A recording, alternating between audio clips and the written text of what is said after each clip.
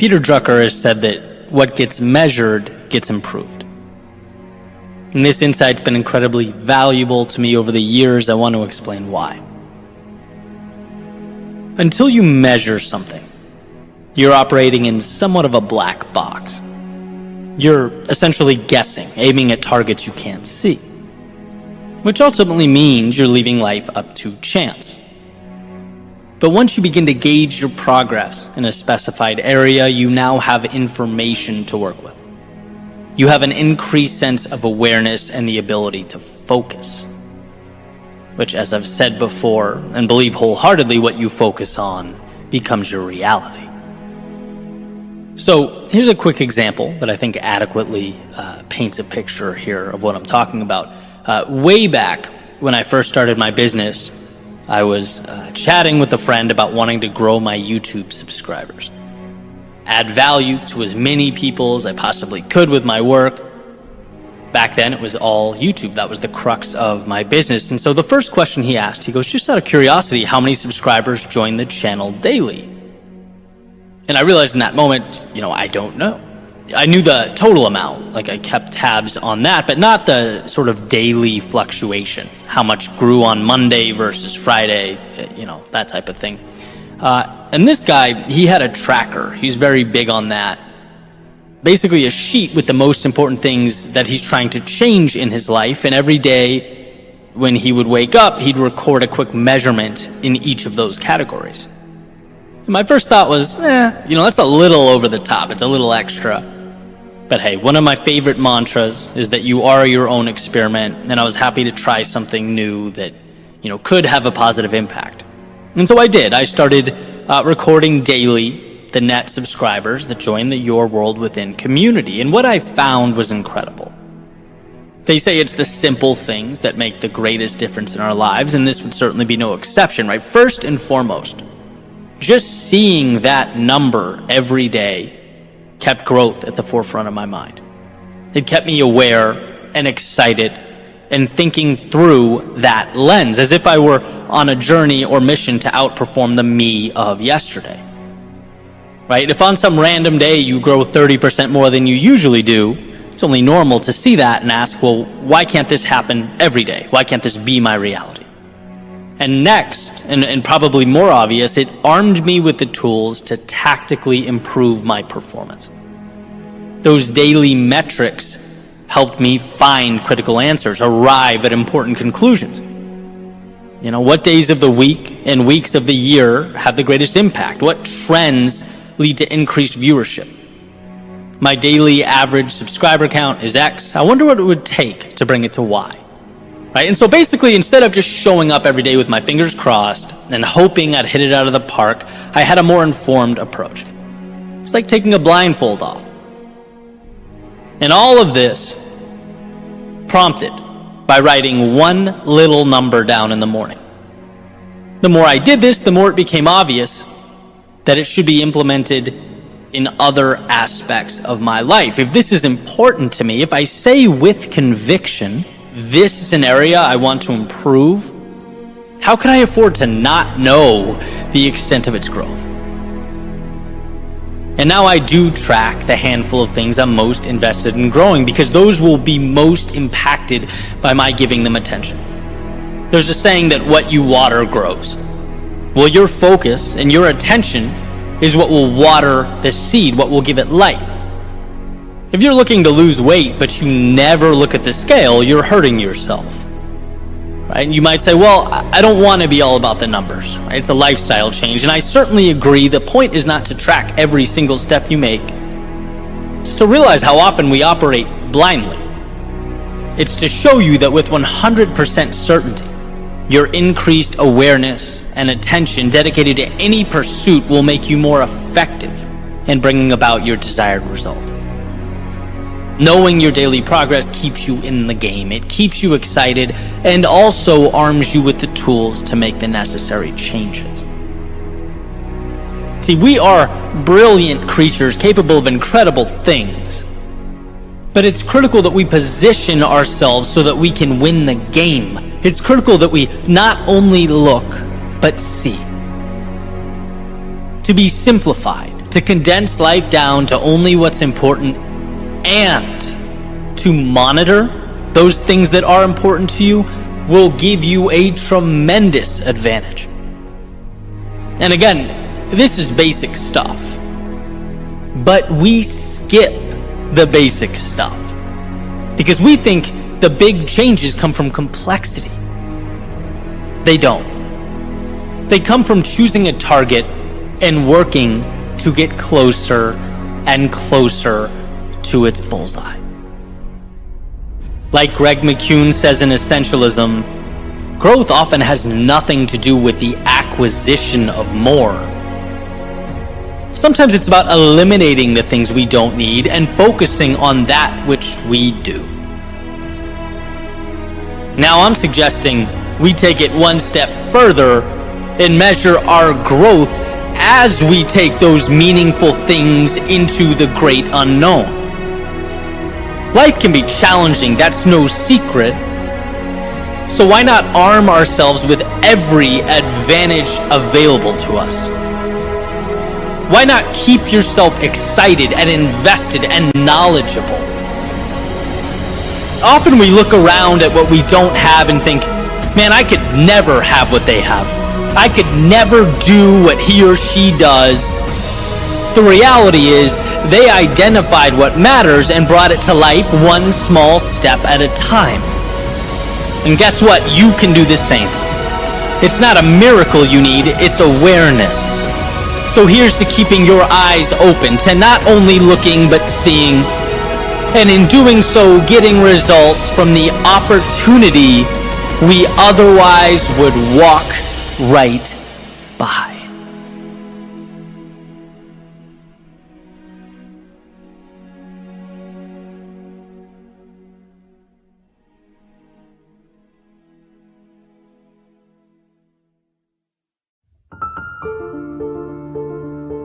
You can't make something that already exists. You find it, unmask, unveil, allow it to shine through in its original state. It can be improved upon or enhanced, but who you are is who you are. And that's a beautiful thing. Because success is not about looking around you and trying to replicate someone else's idea of a life well lived. No, it's about removing everything you're not, until all that's left is what matters most, you in your most authentic state. That state that most people don't bother to uncover. And see, in a world of acquisition, of longing for more, it's the ones who learn to cut away that truly live. It's in refinement, simplification that we find clarity, that we're gifted with peace of mind. Because it's the burden of constantly doing something that doesn't excite, or playing a role that is not yours to play, that is the costly one. Life is about meaning, and to deprive yourself of that is to remove the wind from the sail. We are not free until we decide to be. As Greg McKeown mentions in his book Essentialism, the Latin root of the word decide, cis or sid, literally means to cut or kill. It's to walk away from what you're not. Unearthing the power, the value, the potential that always existed despite our ignorance. So let's no longer ask, what do I need in order to be who I want to become? And start asking, what can I remove that is infringing upon who I am?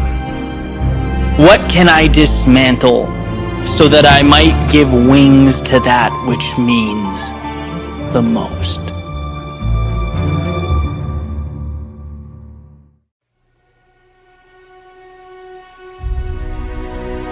It's always fascinated me that we spend so much of our lives searching for the things that we realize in time we had all along. That our journeys bring us full circle. Our stories end how they began, and in the end, we fade away holding tightly to that from which we emerged. Not because we fell short, no, but because eventually we realize how simple things really are from the outside looking in. We realize what we have. Speaker Dennis Waitley once said, "Happiness cannot be traveled to, owned, earned, worn, or consumed. Happiness is the spiritual experience of living every minute with love, grace, and gratitude." That's why times like these, when we get to look around and recapture our perspective, means so much. Almost as though it's reassurance that, yeah, life can be hard, frustrating, abstract, but that at the core of everything is contentment, is enough. It's why we need not search for love we are in fact surrounded by. We need not search for hope when it's ingrained in every breath, or reassurance when it's a phone call away. I once heard an interesting idea that we only see what we focus on. And not only metaphorically, but literally, so much of life exists outside our periphery. If you can walk down the same street every day and see something new each time, imagine the power of readjusting how you see life as the sun comes up in the morning. Imagine pulling more of what matters into focus, becoming living proof that we don't need to wait until things are gone or changed to appreciate what we have and who we are. I think that's why Cicero said gratitude's not only the greatest of virtues, but the parent of all others. Because when one can look around and see all that they have, scarcity has to give way to abundance. Fear becomes hope, the mundane becomes beautiful. Gratitude is power because it's not acquisition, it's awareness. The reset button. A tap on the shoulder reminding us that life is about the people who make it worth living. The times we spend together, it's a reminder that the minutes aren't ticking towards some life-altering grand finale, but that each second is, in and of itself, a miracle. And of course, I'm a believer that we are here to evolve, to grow, to test the waters, to push our limits. But I'm also a believer in asking why. And it seems to me the answer is not to obtain something new, but to share who we are with the world. Not to get what we don't have, but to make the most of what we do.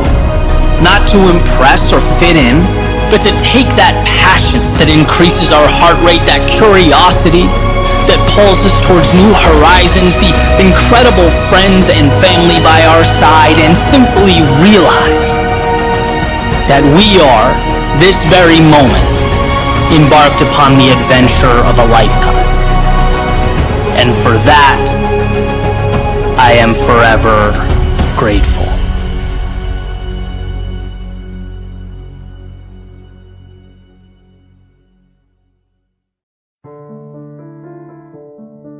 Strong enough is all life asks of us. Strong enough to carry on.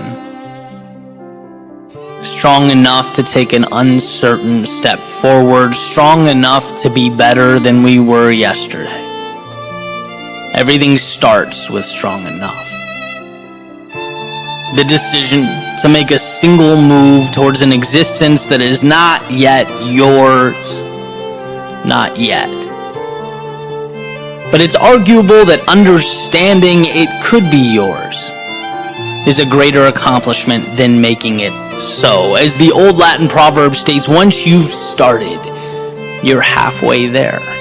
Halfway, not because you found a shortcut or some previously undisclosed path, but because convincing yourself that you have everything you need is the greatest barrier to entry. It's the wall around the castle, and once you scale that, well, everything else works itself out with time. But life asks that we be strong enough to start the clocks. It asks that we have the strength to begin. See, because just as things start with strong enough, well, they could just as easily find their end there as well. How many journeys weren't started because we forgot that our responsibility wasn't to suddenly arrive at the destination, but rather find the courage to take a small step in that direction. How much of ourselves do we leave on the shelf because we forgot that transformation overnight wasn't the goal, but rather a trust in the process?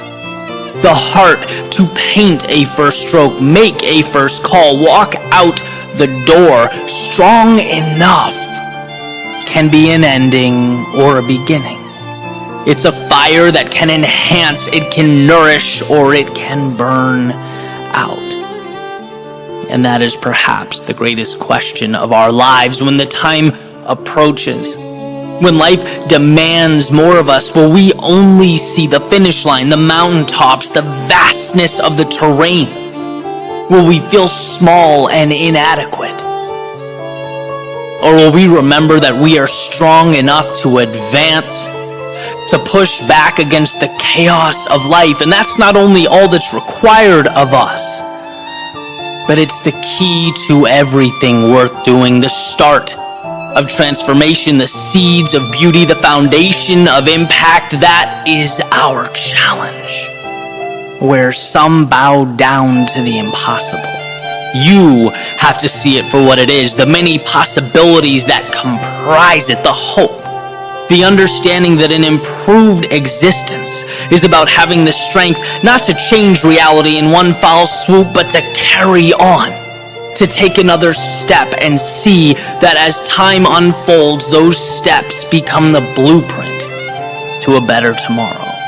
Those steps, that courage, that strength is everything you'll ever need.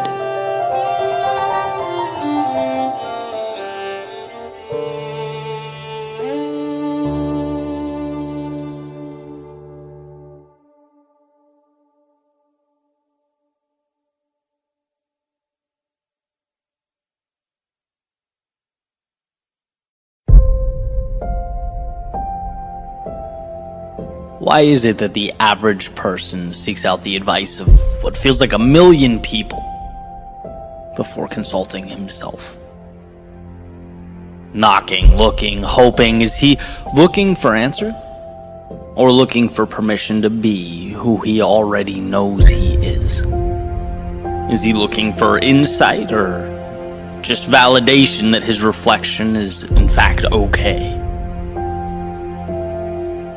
See, I think we all deep down know who we are, know what drives us. And even if we don't know exactly what the destination looks like, our hearts know the direction best suited to begin the pursuit. So how is it so easy to forget? Why do we get our antennas crossed? See, when life becomes about meeting requirements and fulfilling obligations, checking off boxes and checking in on time, we forget the basics. We forget to live for ourselves, as if our job is to play a part, not direct the movie. And playing a part is living up to expectations. Directing the movie, well, that's creating your own expectations. This world, your world, it belongs to you. It's a world with both unimaginable happiness, bliss, moments of ecstasy, and the occasional suffering, chaos that we have to navigate through. But I think all of it comes down to whether you trust yourself to live it for yourself. To remove the shackles, take the training wheels off, stop asking permission, and do what you've always known was the right thing. That part never changed. It just had to wait amidst all your looking for external direction, for you to pause and find the internal courage. Freedom is not a life without chaos. It's trusting yourself to determine which dragons you will slay. It's not a life without battles, but fighting those battles that result in your liberation, dismissing the oppressors that build fences in your mind and chains around your soul. I've thought a lot about the idea of a life well lived, what it means, how it feels, and it seems to me it's about intentionality. Where are you going? It's not that you can escape suffering or eliminate fear. It's not that you'll avoid getting lost along the way, but it's the why. why we endure these things makes all the difference. Is it for a better tomorrow or simply to get through today? And it's amazing, accidentally stumbling upon that which scares you and intentionally facing that which scares you are so different that their occurrences trigger completely different neural networks in the brain. See, overcoming fear is ingrained in us. We want to grow. We want to evolve. We need more. The question is whether you will step out of the line that someone else made for you and live a life that is your own. And if it's crazy, great. Let it be crazy. If it's unique, perfect. Stand out. And if it scares you, my God, if it scares you, don't turn back. Don't you dare turn back. Give yourself the most important permission one can give, the permission to follow your intuition and your curiosity into tomorrow. Let the stakes be higher, but the rewards be meaningful. Let the chaos be your own to tame and to master. Every twist, every turn becomes not only a part of you, but a chapter in the story of your becoming. And as the seed you've held in your hand for so long finally meets the earth and grows so high that it connects you to the heavens, remember that this is your life. It's your obligation to live it fully.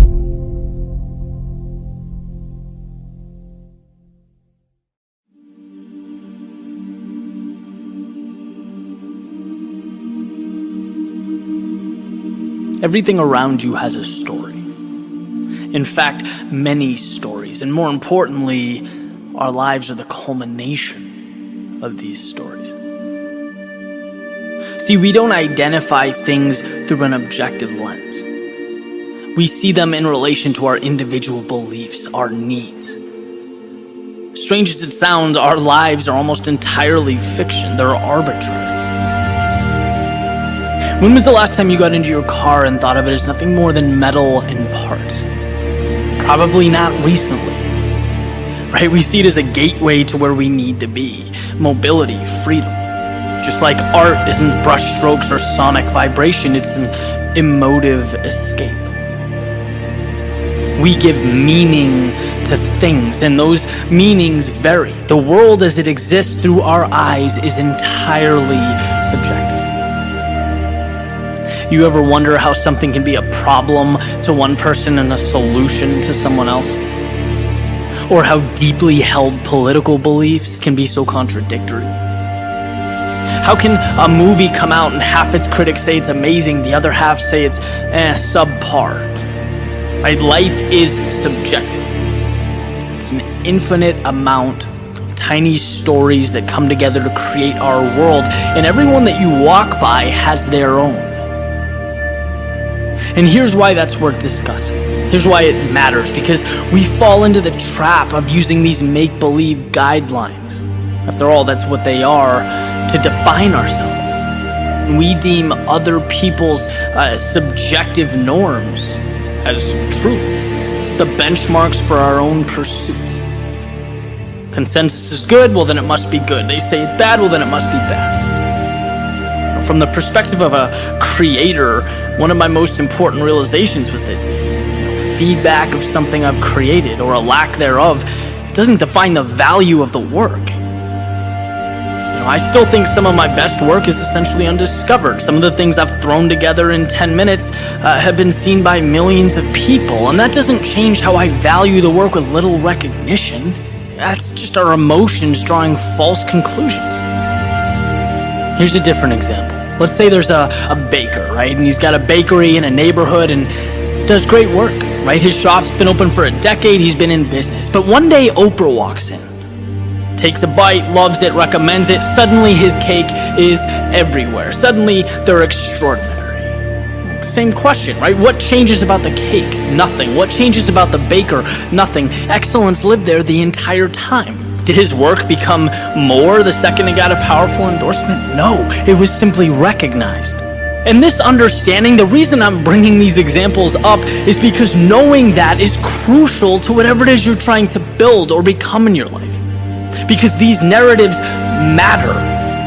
The good, the bad, the ugly, they don't stop coming at you. They don't stop peeking around the corner trying to influence your story. And just because you're not where you want to be yet, just because you haven't seen the external reward, it does not mean you aren't brilliant. It doesn't mean you're not on track towards excellence or you're changing the world. Maybe you are that baker before Oprah skips on into the shop. Don't be someone who confuses everyone else's story with reality. That makes it incredibly difficult to take control. A lot of people we call brilliant now, they weren't thought highly of along the way.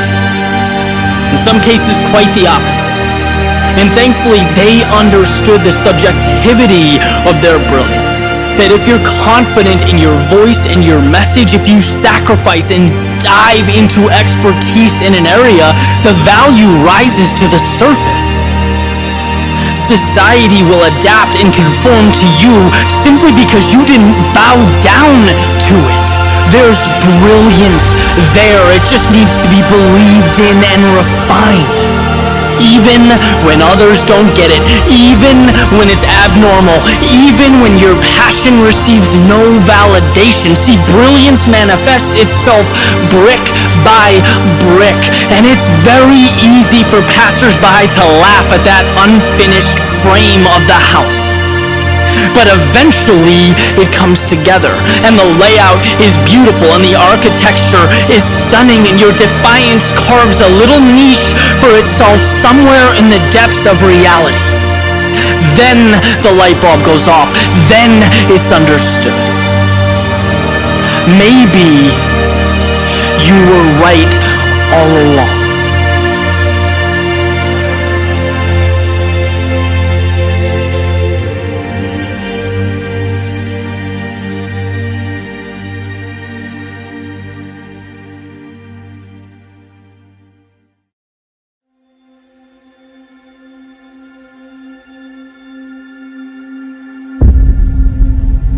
Do you believe? Do you believe that this world is yours? That space and that time are trustworthy passengers on your journey? Do you believe in the unseen? That what we know and what we don't, what's possible and impossible, they're not so different. They just need to be connected. Do you believe that one person can be the difference? That courage is a choice, and that if you have something to say, not saying it is a tragedy? Do you believe in your resilience? That when your back is against the wall, that when all seems lost, when everything is in doubt, we are presented an opportunity to evolve into something more? Do you believe that there is a way? That when the road ends, there is another path?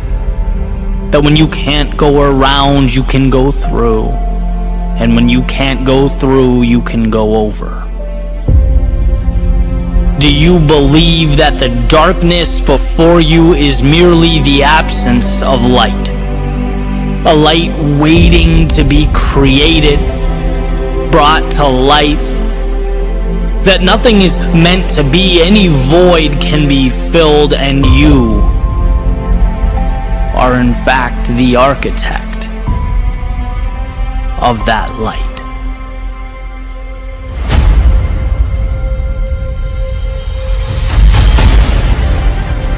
See, what you have before you, it's no easy path. It's not the simple one, or perhaps even the one you asked for, but it is in all respects yours. It may seem larger than you. Its uncertainties may make you question your decisions. Its complexity may prompt memories of simpler days, but none of this lasts. Because over your shoulder, what you've left behind will always tell a different story. Always remind you that You could have stayed home. You could have remained and accepted things as they were, dreamt about what might be.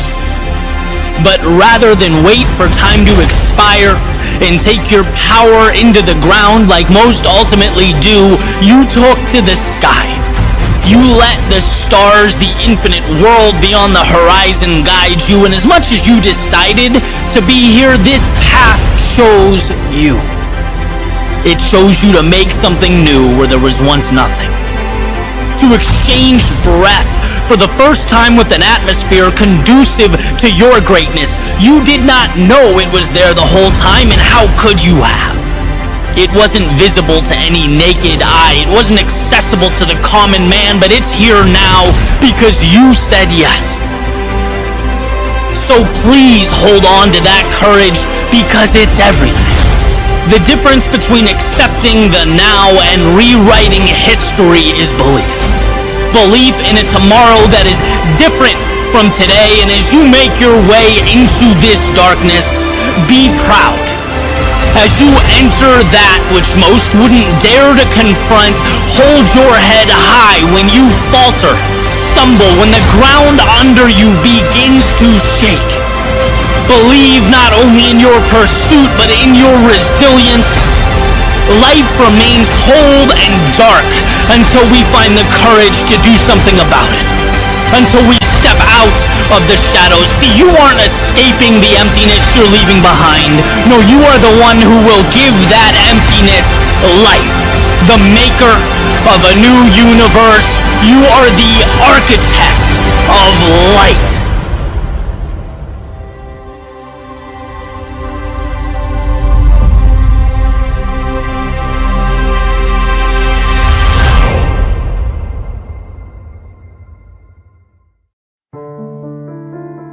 Living is easy. It's my inability to die that kills me. My hesitance to lock my old persona up and place it within the ship's cargo hold, watch it sail away to some far-off place. Maybe for a minute, maybe forever. But the bird has to be uncaged. It must unlearn its constraints. It must metaphorically die to transcend that which it knew itself to be. I think we all have wings. I think very few of us put them to use. And isn't that the challenge? Perhaps we're too busy living. I've always had the ability. Now I've captured the fleeting awareness. Next, I must obtain the courage. Because the rule, the truth, the beacon of light to be followed is we're always one decision away from a totally different life. If dare I decide to take the mask off, that's been so effectively fooling others that I've begun to fool myself. Dare I decide to play new games with new rules, to see life with new eyes?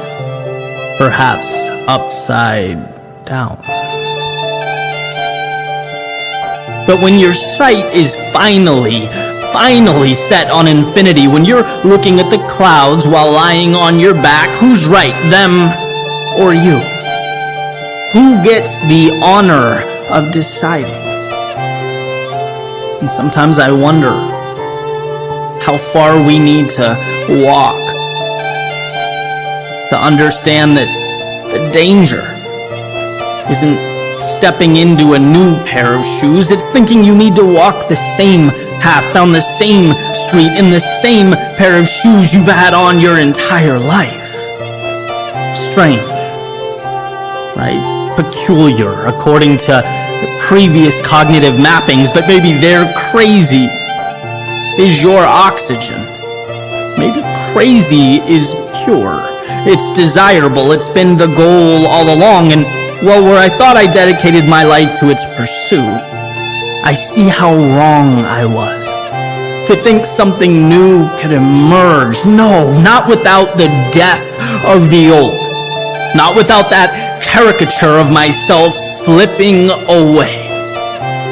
Not without that ship taking everything, every last thing. I want roots ripped from the ground. I want new heroes and new villains, new street signs telling of new roads, new tears from eyes stimulated by that which I've never seen, the increased rhythm of a new heartbeat in anticipation of all that lies ahead. New beginnings, maybe for a minute, or maybe forever. I'll let you know once I learn to die.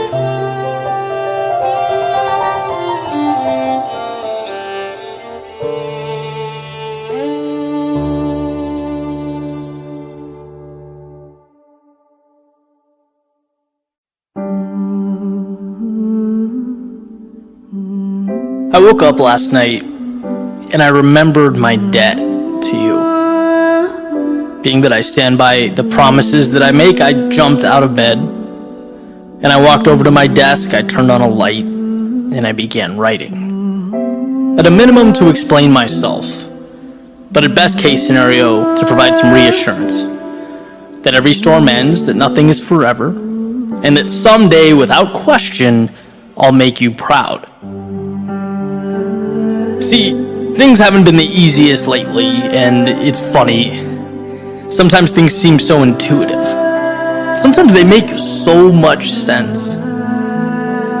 And then sometimes it feels like you open up a novel right in the middle and it's in a language you can't read. You know, life feels more complex than it really is, and I feel smaller than I really am, but don't be concerned. I've fought my way through worse. I promise you, you'll be satisfied with the result. And yeah, you might have noticed that sometimes I face the obstacle of juggling two sets of standards. You know, two definitions of success, mine and the world. What I love and what matters to me versus what will increase my status, my standing in society. And honestly, it pulls me in two different directions sometimes. Makes me think back to years past and that discomfort I've experienced, you know, standing on an empty foundation, but believing someday something meaningful would stand there. Realizing that when you put your head down and when you block out the noise, you can finally hear the most powerful voice of all, your own. That's why you take L's in the short term, to acquire meaning in the long term. I've found that courage before, and I'll find it again any second now. Don't you worry. And sure, you know, you might have seen that every once in a while I forget about life's abundance. I mean, I just do. I know it's true, but it feels sometimes like the world pushes me to forget. You know, I start comparing myself to other people, and I start thinking about what I could lose, what people might say, about what could go wrong. And it's like, sure, I know I'm the gatekeeper to my own mind. I understand that. In fact, I cherish the idea. But I guess sometimes doubt catches that gatekeeper napping and slips through. I always catch him eventually, though. I've had doubts before, and really all I did was keep moving by them. Kind of like that time I went snorkeling in Key Largo. You had to make your way through this jellyfish field to see an underwater statue. My first thought was, this is crazy. But then you move in and you realize they just exist. They don't have control or an agenda. And if you find the courage, they become meaningless. You can float right by them. So don't worry, I'll swim through and you'll see me on the other end. And I will catch that view. Not for Facebook or for Instagram. Because in a way I owe it to myself and I owe it to you. I didn't make these promises to run when things got challenging. I made them because they meant something. And yeah, from the outside in, things are not perfect. I get that. I understand. But if you just hang tight, if you just remember that I've been there before. I've climbed out. I've come back. In fact, the deeper the valley and the darker the night, the clearer the answer always becomes when I emerge. And it may be a journey, but however long it takes, I've gotten there. And I have to admit, yeah, it feels funny writing a letter to myself, but I need you now more than ever. You've always been my toughest critic, and I appreciate that, but now I need you to be my biggest fan. To remind me that life can be confusing and seemingly contradictory, uncertain, and even chaotic. But that doesn't mean I'm not right where I need to be, right where we need to be. And if you'll just believe in me, if you'll hop along for this ride, you'll see that as sure as I'm sitting here writing to you now, I will make you proud.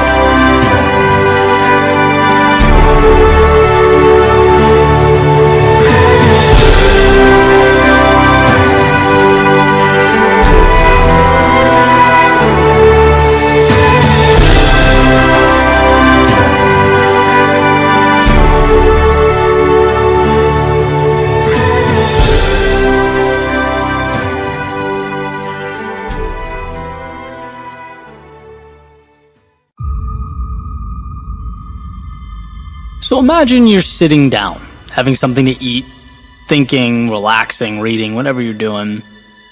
And someone walks up to the table across from you, pulls out the chair, sits down, kind of leans back, puts one leg over the other, casually tells you, you probably don't have what it takes to do anything significant in your life. What would you say? It'd be outrageous, right? That's a ridiculous scenario. Well, let's say that the next day you get up and you go to walk, run, work out, and he shows up again. Starts running next to you, casually reminding you that the odds of you changing, doing anything for the better, are slim to none. That this is kind of a waste of time for you. You brush it off, you go to work, and guess who? Right? He passes by your desk, leaves a little note saying, that your bosses, your higher-ups, they're cut from a different cloth. They just see things in a way you can't. You'd probably tell that person to take a long walk off a short pier, right? Or at the very least, you'd understand how absolutely insane the situation is. People can't just walk up and talk to you like that. But now imagine that same person is you, living rent-free in your head, and here's the catch. You invited him in. You allowed the negativity and the doubt to live there. See, every time I think about that self-talk, I can't help but wonder, in a world of obstacles to navigate and challenges to tackle, why is it acceptable for your biggest obstacle to be you? Why should you allow or be okay with that? And I'm not saying everything's perfect all the time, every thought's pure bliss, but I am posing this question. If you don't believe in yourself, how do you expect anyone else to? If you're not your biggest ally, if you don't respect the person staring back at you in the mirror, how do you expect the world to? Why is our inclination to tense up and refute the negativity from others, but sit back and accept the same nonsense in our own heads? If those words don't support what you're trying to build, I don't care who they're from, where they come from, why they're there, they don't deserve your time. And it's a simple awareness that they are not truth, but merely your fears and your insecurities trying to stop you from becoming who you might be. My biggest leaps in life, they didn't come from physical milestones or benchmarks. They came from mental shifts, convincing myself, believing myself, trusting in myself. When the road is untraveled, when the story is untold, the positive and the negative are both make-believe. They are both fairy tales. They're options. They're theories. And guess what? You get to choose which option, which one will be yours. My favorite quote is, "You are always stronger than you think you are." Not so much because it reiterates how high the bar is, but because it reminds me how low we often set it for ourselves when we're not paying attention, how loud that negative voice can be. When I was unemployed, I was writing, I was running out of money. My life changed because I stopped seeing myself as some lost, jobless mess. And I started seeing myself as one of the greats with a hell of a road to travel. See, people always follow through on who they believe themselves to be. I refused to hear that you might fail and the not good enough, and I buckled up for the road ahead. And when you believe you can change, and know that the road to your goals will be rocky, it will be uncomfortable, but worth it, you are taking that hostile voice and making him or her a spectator, not a decider of fate. And yeah, you will lose, you can't win all the time, and you will feel stuck, but life's not always smooth sailing. And sure, you'll be mad at yourself, but not every decision is a home run. But these situations are the byproduct of a journey, and here is my point. Self-belief is being able to differentiate your situation and pointless negative talk about the situation. It's about remembering that you are the gatekeeper of your own mind. When you believe in you, it places your faith, your strength, and your determination in the driver's seat. It makes everything else trivial, meaningless. It makes it an option that you are simply not going to choose.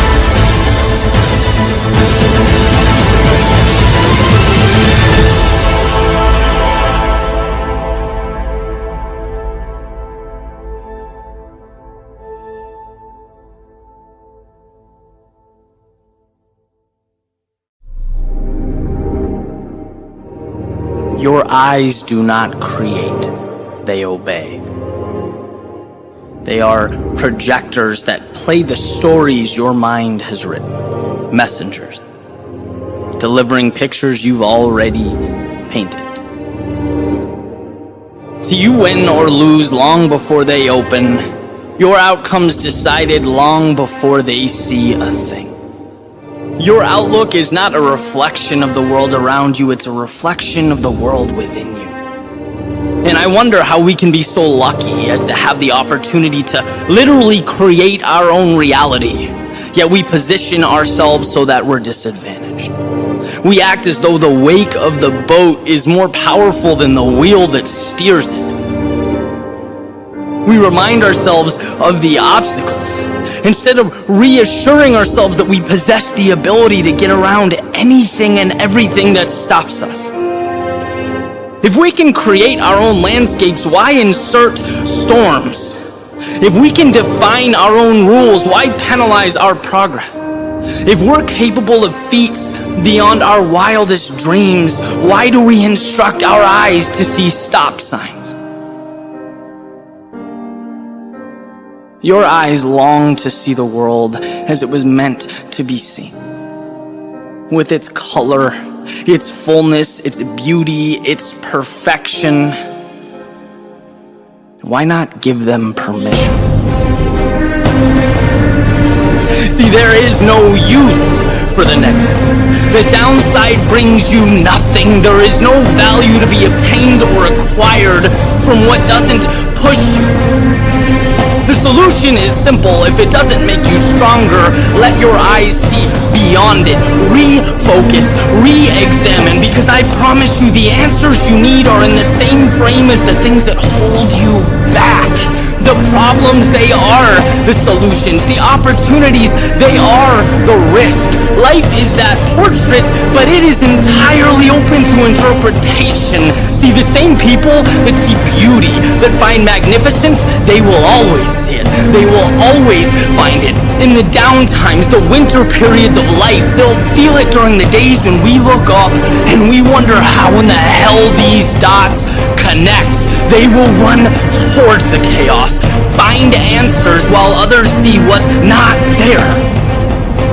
Eyes are the tunnel in which all that data is transferred, but understand this, it doesn't begin externally and flow into your brain. No, reality, as you know it, it starts within and is projected out, pouring into every step you take, every handshake, every time you look up and smile. You are painting the world colors that correspond to your story, your paint by number. And when you can only see the things you don't want to see, when negativity bias latches on and attempts to hold you in place, realize that you are letting the wrong info in, subscribing to what doesn't serve you. So simply change the channel, step back, and look again one more time, because you are the author of your own story. So see it as you want to. Live it on your own terms.